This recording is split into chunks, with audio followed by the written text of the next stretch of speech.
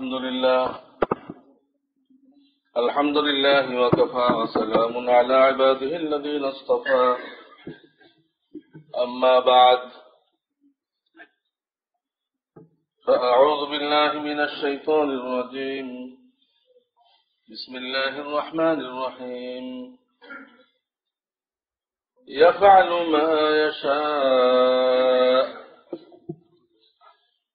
وقال في آية أخرى فعال لما يريد وقال النبي صلى الله عليه وسلم لابن عباس رضي الله تعالى عنه إذا استعنت فاستعن بالله أو كما قال رسول الله صلى الله عليه وسلم বুজুর্গানে মুহতারাম, গত জুমাতে একটা প্রশ্ন করেছিলাম, খুব সংক্ষেপে ওটার উত্তর শোনাই দিচ্ছি। যে একটা গুমরা ফেরকা ইয়া আলী মদদ বলে, ইয়া আলী মদদ, যা কিছু করে বিসমিল্লাহ জায়গায় এটা বলে। আবার কেউ আছে ইয়া গৌসুল আজম দস্তগীর, হে গৌসুল আজম আমাকে সাহায্য করো, এটা বলে। তো বলেছিলাম সাহায্যকারী তো আল্লাহ, আল্লাহর নাম নাসির বা নাসির অর্থ এক, নাসিরুন বা নাসিরুন, তিনি সাহায্যকারী, আর কারো ক্ষমতা নেই। এই জন্য এক হাদিস আসছে, নবীজি আব্দুল্লাহ ইবনে আব্বাসকে বলেন, সারা দুনিয়ার মানুষ মিলে যদি তোমাকে উপকার করতে চায়, আল্লাহ না চায় পারবে না। আবার সারা দুনিয়ার মানুষ মিলে ক্ষতি করতে চায়, আল্লাহ চাইল না, আল্লাহ চাইল না। সারা দুনিয়ার মানুষ মিলে একটা মানুষকে ক্ষতিগ্রস্ত করতে পারবে না। সমস্ত ক্ষমতার মালিক আল্লাহ রাব্বুল আলামিন। ইন্নাল কুওয়াতা লিল্লাহি জামিয়া। প্রশ্নই হয়, বিভিন্ন কাজকর্মের ব্যাপারে আমরা বড়দের সাহায্য চাই, ছেলে বাপের সাহায্য চাই, রোগী ডাক্তারের সাহায্য চাই, মক্কেল ওকিলের সাহায্য চাই, হাজারো ঘটনা। তো এগুলো কি ইয়া আলী মাদদ, ওইটা তো শিরিক, এটাও কি শিরক হয়ে গেল? বাবার কাছে চাইলো, বন্ধুর কাছে চাইলো। এর উত্তর এই যে এই চাহানেওয়ালা, আপনি যে চাইলেন, আপনার বিশ্বাস কি, আপনার নিয়ত কি?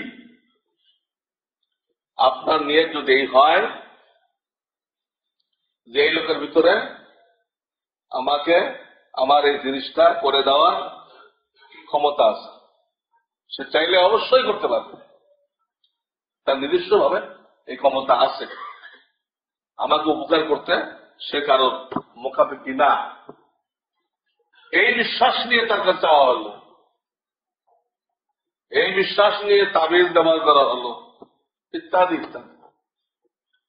তাহলে এটাও শিরক, এটাও শিরক। এইরকম পাওয়ার আল্লাহ কাউকে দেন নাই। কেউ তো দূরের কথা, কোন নবী রাসূল, কোন ফেরেশতা কাউকে দেন নাই, কাউকে 170 এরকম ক্ষমতা দেন নাই। সুতরাং ওই বিশ্বাস নিয়ে যদি কোনো মখলুকের কাছে চাওয়া হয় সহযোগিতা, এটাও শিরক, ওই ব্যক্তিকে আল্লাহর সাথে শরীক করা হলো। আর যদি এই বিশ্বাস নিয়ে চান বা আমরা চাই যে আল্লাহ দুনিয়াকে দারুল আসবাব বানিয়েছেন, দারুল আসবাব অর্থাৎ এখানে সাধারণত আল্লাহ তাআলার নিজাম এই, আল্লাহ তাআলার সিস্টেম এই, আল্লাহ তাআলা মাধ্যম দিয়ে কাজ করেন। সিস্টেম বানাইছে। কাউকে ফসল দিবেন তো জমিনের মাধ্যমে দেন, সন্তান দিবেন তো স্বামী স্ত্রীর মাধ্যমে দেন, এইভাবে মাধ্যমে দেন। ফল দিবেন তো গাছের মাধ্যমে দেন, বিদ্যা দিবেন তো কোন শিক্ষা প্রতিষ্ঠানের মাধ্যমে দেন। এটা সিস্টেম করছেন, নিজেকে ছুপায় রাখছেন। আর আমাদেরকে দায়িত্ব দিচ্ছেন, কর্ম আমি, তুমি আরেকখান থেকে হইতে দেখবা। কর্ম আমি, তা আমাকে দেখা দেবে না, আরেকখান থেকে হইতে দেখবা। কিন্তু তুমি ওই জিনিসের উপরে বিশ্বাস করবা না, বিশ্বাস আমার উপর করবা। যদি আল্লাহ করতেছেন, হ্যাঁ এটা ভায়া হয়ে আসতেছে। যেমন আমরা দেখি পিয়ন দিয়ে দিতেছি, সবাই বিশ্বাস করে পিয়ন দেনেওয়ালা না, পিয়ন পৌঁছানেওয়ালা। দেনেওয়ালা আমার এক ভাই আছে, সে দিচ্ছে, আমার এক আত্মীয় আছে, সে দিচ্ছে। কথা কথা উদাহরণ, ওখান থেকে সে পাঠিয়ে দিচ্ছে, পিয়ন দিয়ে যাচ্ছে। এখানে যেরকম দেনেওয়ালা একজন, পৌঁছানেওয়ালা একজন, এখানে এরকম দেনেওয়ালা, সবকিছু দেনেওয়ালা একমাত্র আল্লাহ রাব্বুল আলামিন। কেউ সন্তান দিতে পারে না। বিশ্বাস করে অমুক সন্তান দিতে পারে, এরও ইমান গেল, আর যা দিল সেও শয়তান হয়ে গেল।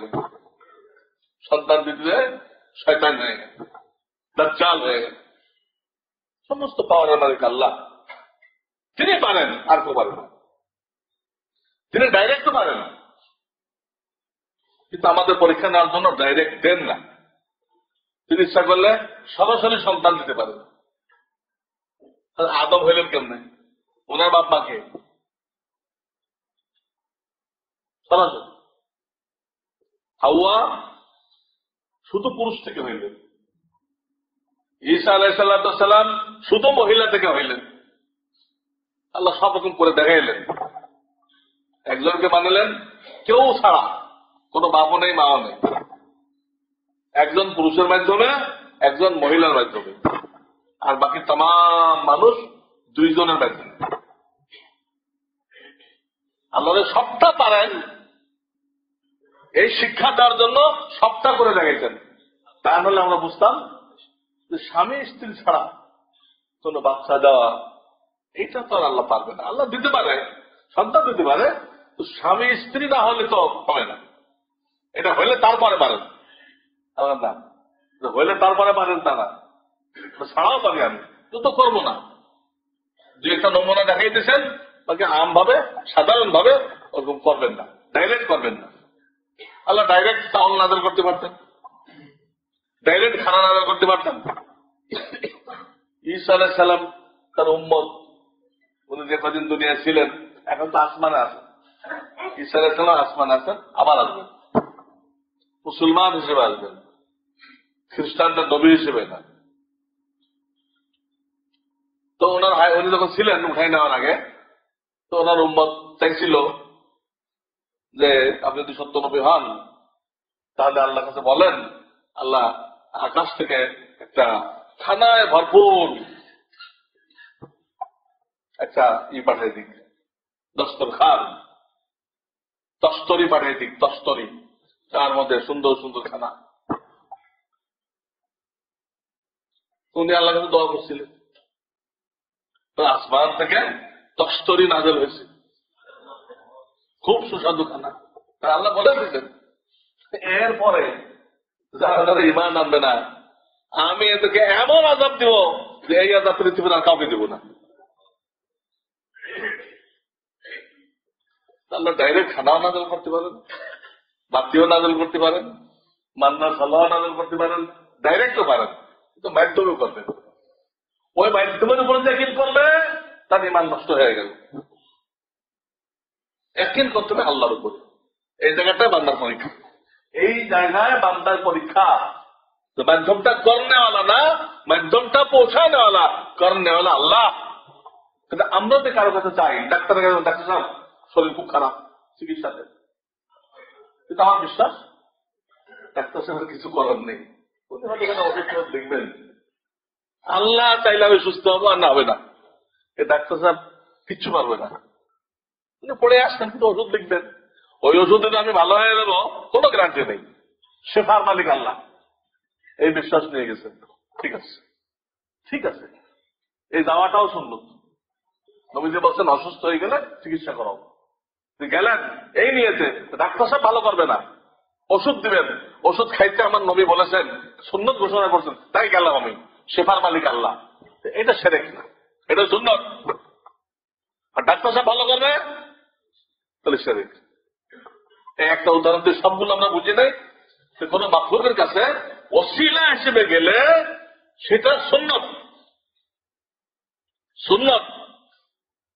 আর সেই করবে, তার এই পাওয়ার আছে, সে আমাকে উপকার করতে কারো মুখাপেক্ষি না, এই বিশ্বাস নিয়ে গেলে এটা শিরক। সুতরাং এই বিশ্বাস নিয়ে কারো কাছে যাওয়া যাবে না। যাওয়া যাবে, আল্লাহ চাইলে তার ওসিলায় আমাকে আল্লাহ ফায়দা দিতে পারে, আল্লাহ না চাইলে এর দ্বারা আমার কিছুই হবে না। সাহাবায়ে কেরাম প্রশ্ন করছিলেন, হুজুর আপনি তো তাওয়াক্কুল করতে কইছেন, আল্লাহর উপরে ভরসা করতে কইছেন, তারপরে উট নিয়ে আসি, উটকে ছেড়ে দিয়ে তারপরে তাওয়াক্কুল করবো, ভরসা করবো, নাকি বেঁধে? নবীজি বলেন আগে বান্ধব, এবার আল্লাহ তাওয়াক্কুল আল্লাহ বানলাম, আপনি সুন্নত করে দিয়েছেন, আমি বানলাম, কিন্তু আমি জানি এই বান্দার দ্বারা কিছু হবে না, বান্দার দ্বারা হবে না। আল্লাহ আপনি রক্ষা করলে আমি পাবো, আর না এই উঠ চলে যাবে, কোন চোর ডাকাইতে লয়ে যাবে, কিছু একটা হবে। আপনি কইছেন সুন্নত, জিজ্ঞেস করা হয়েছে, আপনি তাওয়াক্কুল করতে কইছেন, আমরা কি রাত্রে দরজা খুলে রেখে তাওয়াক্কুল করবো, তা বন্ধ করে দিয়ে তাওয়াক্কুল করবো? বন্ধ করে তাওয়াক্কুল করো, তোমার যেটুকু করার আছে সেটুকু করো, তোমাকে যেটুকু ক্ষমতা আল্লাহ দিছে বৈধ ওটুকু ব্যয় করো, কিন্তু ওর ভাবে ভরসা করো না। দরজা বন্ধ করছি আর কোনো সমস্যাই নেই, এটা মনে করো না। তোমার দরজা ভেঙে ছাদ কেটে চোর ডাকাত আসতে পারে, তাই না? বন্ধ করতে হবে, কিন্তু একিন রাখতে হবে, এই বন্ধ করার দ্বারা হেফাজত হবে না, হেফাজত আল্লাহর হাতে, তিনি চাইলে হেফাজত হবে, তিনি না চাইলে হবে না। কাজেই আমরা আসবাব এখতিয়ার করবো, আমাদের যা করণীয় তা করবো, কিন্তু ওইটার মধ্যে একিন করবো না। একিন কোথায় নিয়ে যাবো? আল্লাহ। এই কথাটাই বোঝানোর জন্য তবলিগওয়ালারা সব ভাইকে দাওয়াত দেয়, আমরা আল্লাহর রাস্তায় আসেন, আসে আসল ইমান কাকে বলে, কি বিশ্বাস রাখতে হবে শিখেন। কবরে ইমানের প্রশ্ন হবে, সেখানে যেন আমরা ফেল না করি। সময় লাগায় তাড়াতাড়ি কথা বুঝে আসে, তারা যায় না, তারা তো মুখে বলে হ্যাঁ আল্লাহ করে, আল্লাহ করে, আল্লাহ খাওয়ায়, আর যে দোকান পড়ে যায় সে হাটফেল করে, আল্লাহ খাওয়ায় হাটফেল করলে কেন? তো তোমার একদিন ছিল দোকান খাওয়ায়, এখন দোকান পড়ে গেছে হাটফেল করছে। আল্লাহর রাস্তা একদিন থাকতো, দোকান পড়ে যাক, সব পড়ে যাক, তোমার কোনো প্রেশান নেই। রেজেক্ট দেওয়ার দায়িত্ব আল্লাহ, শুধু মানুষের না, সমস্ত মখলুককে তিনি টাইম মতো রেজেক্ট দেন। দোকান পড়ে গেছে, একটা পিওন নেই, আর একটা পিওন তো দিবে, ওই পিওন নেই, আর একটা পিওন তো দিবে, আল্লাহ কাছে লক্ষ লক্ষ কোটি কোটি পিওন আছে, আমার প্রেশান হওয়ার দরকারটা কি? বাহলুল পাগলকে বললো, এই শুনছ রুটির দাম তো ডবল হয়ে গেছে, কোথায় খাইবা? পাগল বললো এটা আমার কি পরেশানি, রুটির দাম তো ডবল হয়ে থাকে, তা আমার তো কোনো পরেশানি নাই, আমাকে আল্লাহ নামাজ পড়তে গেছে, আমি নামাজ পড়তেছি, ডবল হলো না 3 ডবল হলো, এটা কোনো পরেশানি কিছু হয়, এটা আল্লাহ বুঝবে, পৌঁছানোর দায়িত্ব তো তার, আমার তো না। রুটির দাম বেড়ে গেছে, আমার কি হলো? পাগল বাহলুল পাগল বাগদাদে থাকতো, এই জবাব দিছে, কিন্তু আমার তো কোনো পরেশানি না, আমার আল্লাহ দেখা কইছে নামাজ পড়ো, কোরআন শরীফ পড়ো, সত্য কথা বলো, হালাল করো, আমি এগুলো করতেছি। রুটি কোত্থেকে আসবে, আমার রোজক কিভাবে পুরো হবে, এটা দায়িত্ব তো আল্লাহ নিচ্ছেন, তো উনি যেখানে পারেন সেখান থেকে ব্যবস্থা করবেন। আল্লাহ রাব্বুল আলামিন এই সহিহ ঈমান আমাদের সকলকে দান করেন। এইটুক নিয়ে দেখতে পারলে কবরের পরীক্ষায় ইনশাআল্লাহ পাস করা যাবে, পাস করা যাবে। আর একিন থেকে আসবাবের উপরে রব মানে কি? রব মানে পাল্লেওয়ালা, ওখানে বুদ্ধি খাটাই কিছু বলা যাবে না। ইমানের লাইনে মেহনত করে নাই, কেউ বললো আমার পাল্লেওয়ালা ছিল চাকরি, কেউ বলবে আমার চাকরি, আমার পাল্লেওয়ালা ছিল আমার জমি, কেউ আমার পাল্লেওয়ালা ছিল আমার দোকান, ওটা বলবে, কারণ সে বিশ্বাস ঠিক করার জন্য কোন মেহনত করে নাই। तमाम আম্বিয়া কেরাম আসে আগে নামাজ শিখায় নাই, রোজা শিখায় নাই, বিশ্বাস তো সই করছে, একিনটা ঠিক করছে, একিন ঠিক করার পরে এই নামাজ রোজা শিখাইছে, আগে এটা, আগে ইমান, তারপরে আমল। আল্লাহ রাব্বুল আলামিন আমাদের সকলকে সহি এবং মজবুত ঈমান হাসিল করার তৌফিক দান করেন। এর জন্য ঈমান আল্লাহ এনে মেহনত করার তৌফিক দান করেন। ওয়া আখিরু দাওয়ানা আলহামদুলিল্লাহি রাব্বিল আলামিন।